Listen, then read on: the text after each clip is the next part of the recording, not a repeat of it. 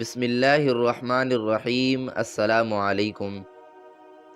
کسی گاؤں میں ایک غریب مولوی رہتا تھا۔ وہ اس چھوٹے سے گاؤں کی اکلوتی مسجد کا امام تھا اور نماز کے علاوہ گاؤں کے بچوں کو قرآن مجید بھی پڑھاتا تھا، جبکہ اس کی بیوی گاؤں کی بچیوں کو مدرسہ پڑھاتی تھی، جس سے ان کا گزر بسر ہو جاتا تھا۔ ان کی ایک ہی بیٹی تھی جو کہ بہت خوبصورت تھی۔ اس کی خوبصورتی کے چرچے دور دور تک پھیلے ہوئے تھے اور یہی بات گاؤں کے چودھری صاحب کے بیٹے تک بھی پہنچ گئی۔ اس نے موقع کی تلاش شروع کر دی کہ کسی طرح ایک بار اس حسین لڑکی کو دیکھ لے، آخر وہ ہے کیا بلا۔ ایک دن وہ مولوی صاحب کے گھر چلا گیا کہ کچھ نیاز وغیرہ دینے کے بہانے مولوی صاحب کی بیٹی کا دیدار ہو جائے گا، اور اس طرح وہ اپنے مقصد میں کامیاب ہو گیا۔ جب امام صاحب مسجد میں نماز پڑھا رہے تھے تو اس نے دروازے پر دستک دی اور مولوی کی بیٹی کی آواز آئی، کون؟ اس نے کہا کہ اس کے پاس کچھ سامان ہے جو چودھری صاحب نے بھیجا ہے، وہ لے لیں۔ لڑکی نے کہا کہ آپ دروازے پر رکھ دیں، میں اٹھا لوں گی۔ اس نے سامان رکھا اور وہیں انتظار کرنے لگا۔ جب لڑکی نے سمجھا کہ سامان رکھنے والا چلا گیا ہے تو اس نے سامان اٹھانے کے لیے دروازہ کھولا تو اس لڑکے نے اسے دیکھ لیا۔ دیکھا ہی نہیں بلکہ اس پر عاشق ہو گیا اور وہیں اپنا دل دے بیٹھا۔ لڑکا گھر آیا اور ضد پکڑ لی کہ اس نے شادی کرنی ہے تو مولوی صاحب کی بیٹی سے ہی کرنی ہے۔ چودھری صاحب اس رشتے کے حق میں نہیں تھے۔ انہوں نے بیٹے سے کہا کہ میں جا کر مولوی صاحب سے بات کرتا ہوں۔ چودھری صاحب آئے اور مولوی سے کہا کہ میرا بیٹا شراب پیتا ہے، جوا کھیلتا ہے اور ہر برائی ہے اس میں اپنے بیٹے کے لیے آپ کی بیٹی کا رشتہ مانگنے آیا ہوں۔ اگر آپ انکار کریں گے تو میں ہنسی خوشی چلا جاؤں گا۔ یہ نہ سوچنا کہ میری ناراضگی آپ کی زندگی میں کوئی خلل ڈالے گی۔ اب ظاہر سی بات ہے مولوی صاحب نے انکار ہی کرنا تھا۔ چودھری صاحب گھر گئے اور بیٹے سے کہا کہ مولوی نے انکار کر دیا ہے اور اب دوبارہ کبھی اس گلی سے بھی نہ گزرنا۔ لیکن لڑکے کو بہت غصہ آیا کہ اتنی دولت، عزت اور شہرت کے باوجود مولوی صاحب نے یہ رشتہ کیسے ٹھکرا دیا۔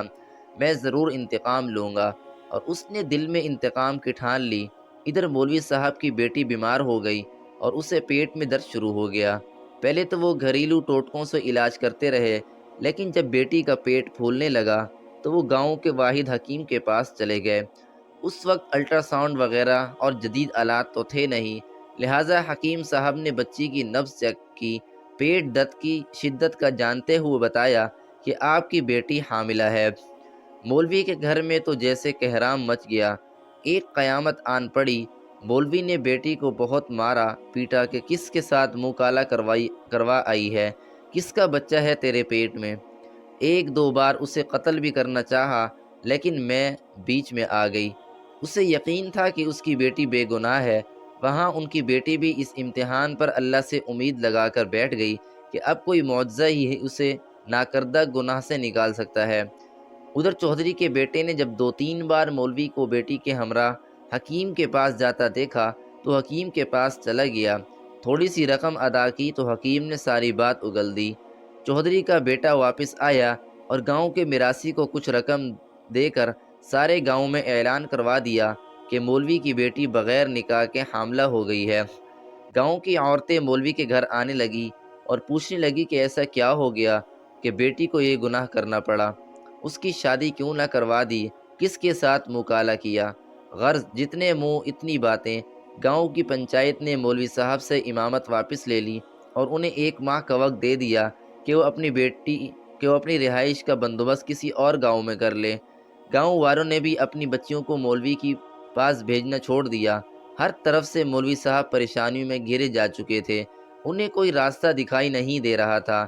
ایک دن وہ پریشانی کے عالم میں بیٹھے تھے کہ دروازے پر دستک ہوئی۔ جا کر دروازہ کھولا تو سامنے ایک خوبرو نوجوان کھڑا تھا۔ اندر آنے کی اجازت طلب کی تو مولوی صاحب پریشان کے عالم میں کچھ سوچنے لگے۔ لڑکا سمجھ گیا اور اپنا تعارف کروایا کہ میں آپ کا شاگرد، بچپن میں آپ سے قرآن پڑھا ہے، فلاں شخص کا بیٹا ہوں اور برابر والے گاؤں سے آیا ہوں۔ مولوی صاحب نے پہچان لیا اور اسے اندر لے آئے۔ اس نے اپنے آنے کا مقصد بتاتے ہوئے کہا کہ اسے معلوم ہوا ہے کہ آپ کی بیٹی کے ساتھ یہ ماجرا پیش آیا ہے۔ مزید بتایا کہ وہ شہر سے حکمت کو کورس مکمل کر کے آیا ہے اور گاؤں میں حکمت خانہ بنانے کا ارادہ رکھتا ہے، لیکن آتے ہی اسے اس بات کا علم ہوا تو اسے یقین نہیں آیا کہ یہ واقعہ سچ ہے، اور وہ اس کا راز معلوم کرنے پہنچ گیا۔ مولوی صاحب کو بھی کچھ امید سی نظر آنے لگی۔ اس لڑکے نے مولوی صاحب کی بیٹی کی نبض دیکھی، کچھ تفصیلات پوچھی اور پھر کچھ سوچتے ہوئے مولوی صاحب سے ایک بکرے اور ایک کتے کا بندوبست کرنے کو کہا۔ جب لڑکی کو دن کا کھانا کھانے سے منع کیا اور بھوکا رہنے کو کہا، اس کی بات پر عمل کرنا پڑا۔ مولوی صاحب اور کرتے بھی کیا، ڈوبتے کو تنکے کا سہارا۔ رات تک سارا بندوبست کر دیا۔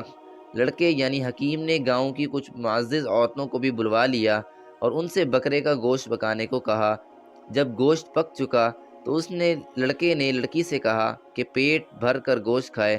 لڑکی بھی صبح سے بھوکی تھی، جی بھر کر گوشت کھایا۔